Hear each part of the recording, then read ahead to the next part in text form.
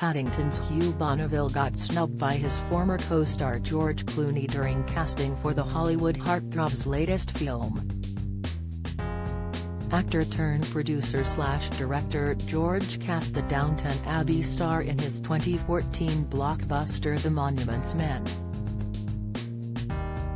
And George and his producing colleague Grant Heslov got in touch to ask him to record a read-through for another part last year. Though looking forward to auditioning for People That Know Me, Hugh, it must be said, is no fan of self-recorded read-throughs. "It's all self-tapes these days, which is disgusting," he grumbles on the Dish podcast. "Stupid. Don't get me started." And Hugh was also required to give a run-through of his impressive CV. He recalls, "They say, tell them what other shows you've done so they can get to know who you are. So I said, hello, I'm Hugh Bonneville, I've appeared in films like the two Paddington films and Downton Abbey, and in fact a film called The Monuments Men, directed by George Clooney. Thank you for giving me this opportunity to read for you today. Didn't get the part." This year, Grant and George released Ticket to Paradise, which also starred George with Julia Roberts. It definitely did not feature Hugh. At balls, politicians are not renowned for romance, thankfully.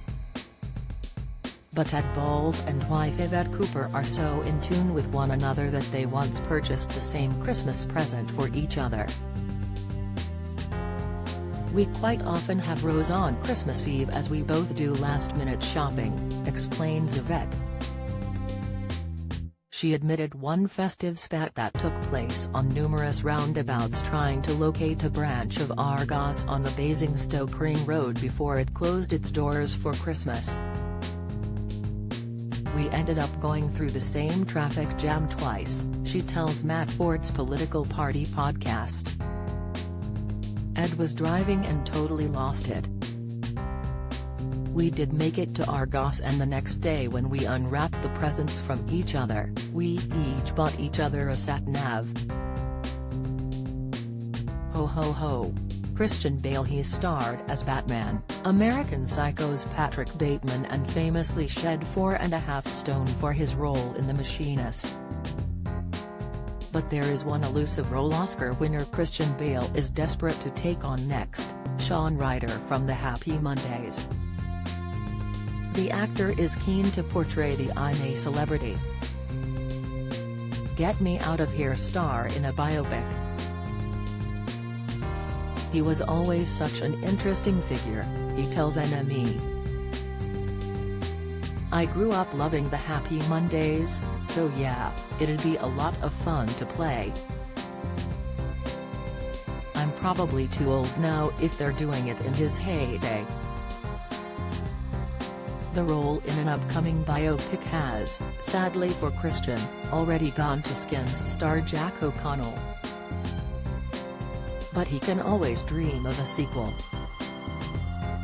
Katie Price gig-goers in Worthing were treated to more than they bargained for at an East 17 gig this week. Fresh from her 16th breast enlargement op, Katie Price invaded the stage to pop up on the mic, thankfully just for a shout-out to the West Sussex crowd. Given her vocal talents, she wasn't requested to help sing Stay Another Day. Rosie Ramsey is pretty in pink with Neil Jones ahead of appearing with the Pro on Strictly's festive special, but training has been no bed of roses. Actress Rosie will be on Sunday's show 3 years after comic husband Chris was a contestant, and has had to say sorry to him. Apparently she wasn't very caring during his Strictly ordeal in 2019. "I didn't give him any sympathy at all," she grimaces. "I told him he was overreacting and I have had to apologize because now it's my time.